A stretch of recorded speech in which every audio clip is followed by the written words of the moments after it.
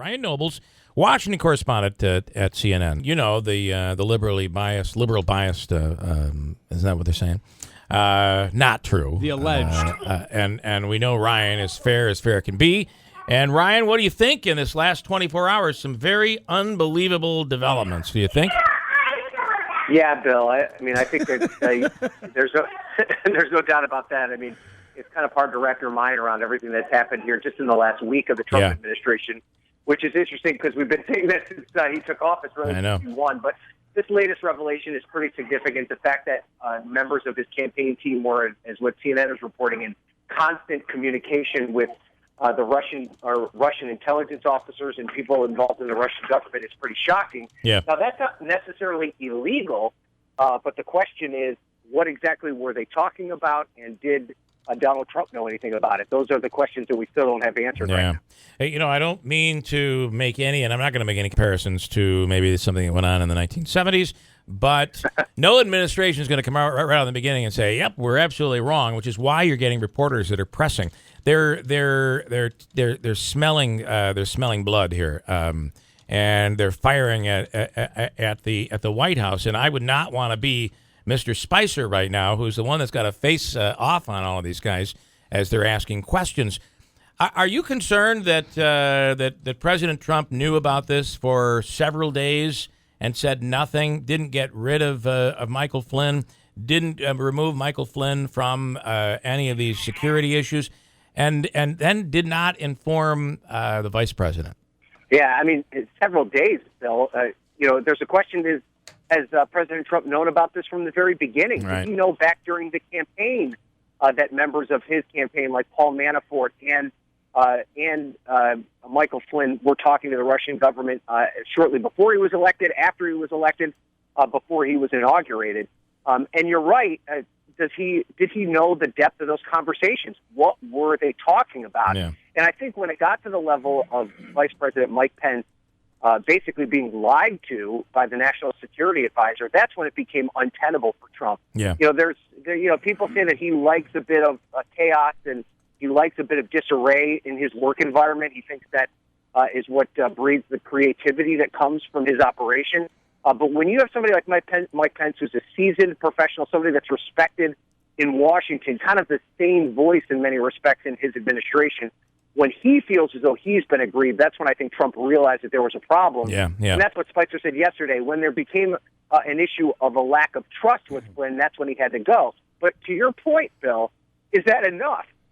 So the only thing that Trump's concerned about is the fact that maybe he lied to Mike Pence. We're not concerned at all about how he was interacting with the Russian government. Yeah. And the fact that Donald Trump has been so kind to Russia and has said such nice things about Vladimir Putin, there's a bigger issue beyond just what was said to the vice president. Yeah, now this morning you have Lindsey Graham coming out this morning saying contact between Trump campaign and Russian intel officials, depending on what was communicated, he's saying, and I know he's no fan of this White House, it seems, but he's saying this would be a game changer, and that's a Republican. Yeah, well, and I think it's one thing for the media to be critical of the administration. It's one thing for Democrats in Washington to be critical of the administration. When he starts to lose Republican support, that's when Donald Trump's agenda is going to be in real trouble. Now, he thinks he can just kind of come in like he did as a businessman and say, this is how I want to get things done. But that's not how the way government works. There's three branches of government. He's already run into problems with the judicial branch. If he doesn't have Republicans in Congress helping him out, he's not going to be able to get anything done. He wants to build a $20 billion wall on the border of Mexico, one of his top campaign promises. Republicans are likely to go along with that. But if it becomes such a situation where he becomes such a toxic player in Washington, nobody's going to want any part of that. Yeah. I do really, I find it interesting that Pence has been Pence is probably the reason, and I would dare say, are you at a farm? I hope you're at a farm. Are you? What's that? I said I'm hearing farm noises or something in the background. That is so funny. My neighbor's chopping up a tree. Okay, all right, got it. So I can't believe that picked it up from down like 3 houses down. Yeah, that sounded like a cow mowing. Just so you know, it did sound like a cow. So I got to tell you, Pence. One might say, and we'll never know, and strategists will talk about how did Donald Trump win. I got to tell you, Pence was the comfort factor for Democrats, conservative and moderate Democrats who voted for Trump, and certainly for Republicans who were weary about Trump and they voted for Donald Trump. Pence may very well be the reason Donald Trump was elected president. And those Republicans really, I think, trust the fact that Pence is there. He's on every different. He's involved in all of the inner workings of what's going on because he is someone that can be trusted by people who are constitutional people. Yeah, and then to find out that he's not in the loop, that is scary.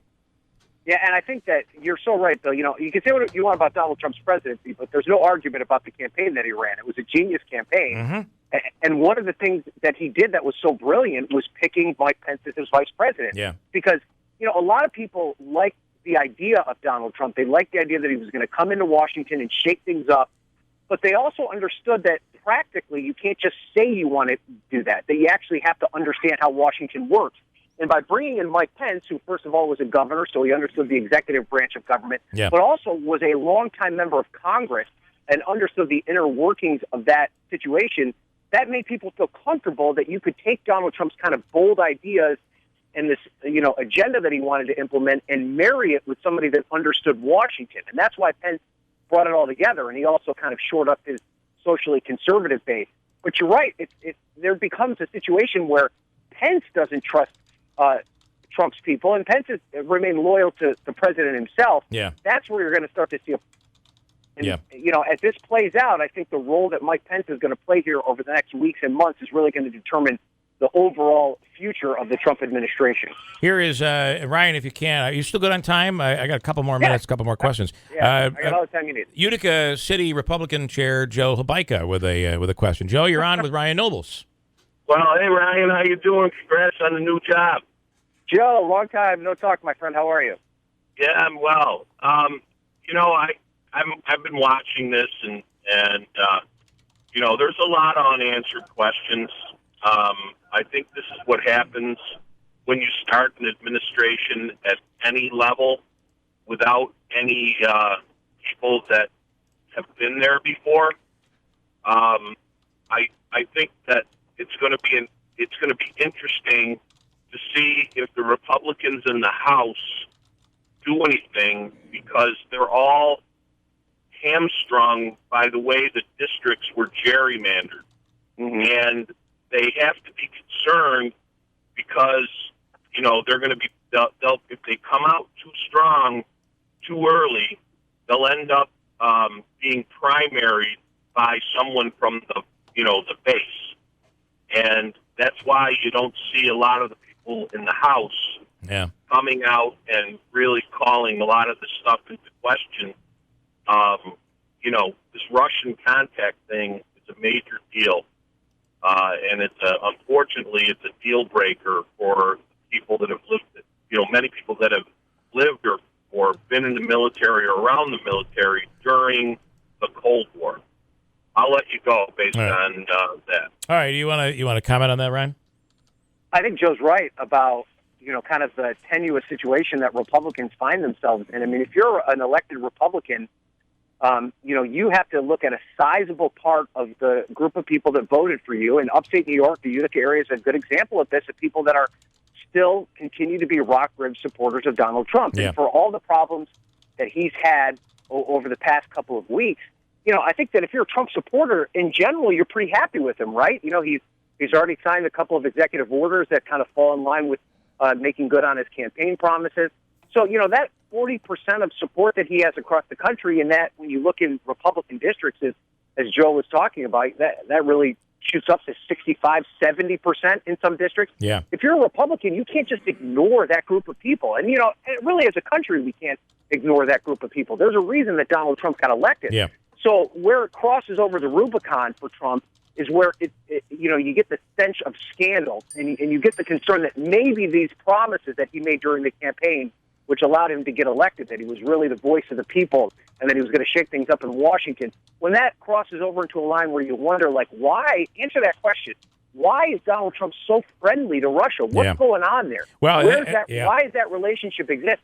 That makes people uncomfortable. And that's where you could start to see problems. I'm going to give you a comment, and I'm going to give you my little analogy on this, and it was just really what you're saying. Rob says, "Keep dreaming, boys. Trump is there for 2 more terms." And this is just what you're talking about, Ryan.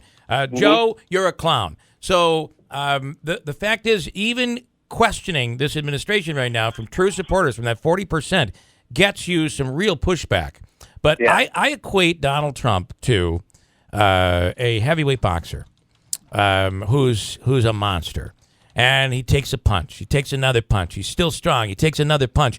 Sooner or later, there's going to be a punch that's going to make that's going to put you down to the canvas. Mm-hmm. And can you get back up? There's there are a lot of questions there.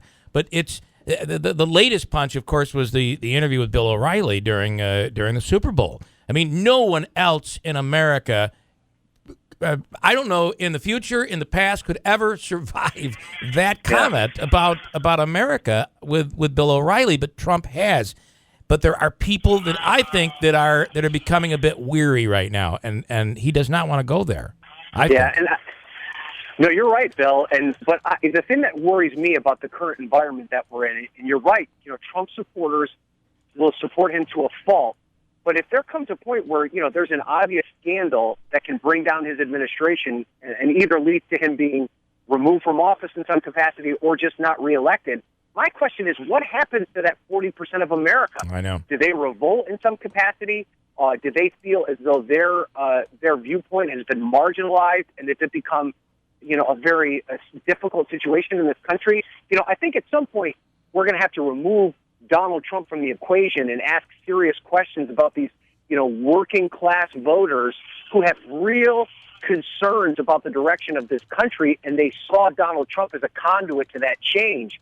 Maybe Trump is not the perfect messenger, but we can't ignore those concerns. Yeah. And if Donald Trump's presidency collapses under scandal, which really has nothing to do with addressing those scandals, the problems and the division that we see in this country is not going to go away. So those are some real questions. And that, what Joe was talking about, these Republican leaders in the House that represent these districts that have a lot of these concerns, they've got to find a way to challenge this president substantively where it matters, but at the same time still address those concerns that he tapped into in a big way during this campaign, because they're not going away. Really interesting. Quickly on fake news, because that's what everything gets blamed on right now. This is all fake news. If you, Ryan, I know you as one of the most honest people that I know, besides myself. You're somebody that takes this job very, very seriously. And are you offended when people say, you're a part of fake news now? You're lying to us. We can't trust what you're saying. Well, I mean, it bothers me. Not necessarily with anything having to do with me. It bothers me a little bit because I know how hard the people that I work with, how seriously they take their job and how hard they work and how serious they are about it and how genuinely they care about what they do. But, I'm concerned that, when people say fake news, that that's a big problem with the First Amendment and beyond. But I also think that as journalists, we need to be a little introspective here. We're vulnerable to that criticism for a reason.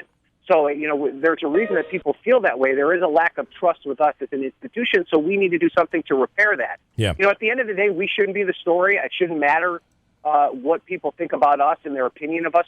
It's our job just to kind of keep driving forward and doing things the right way.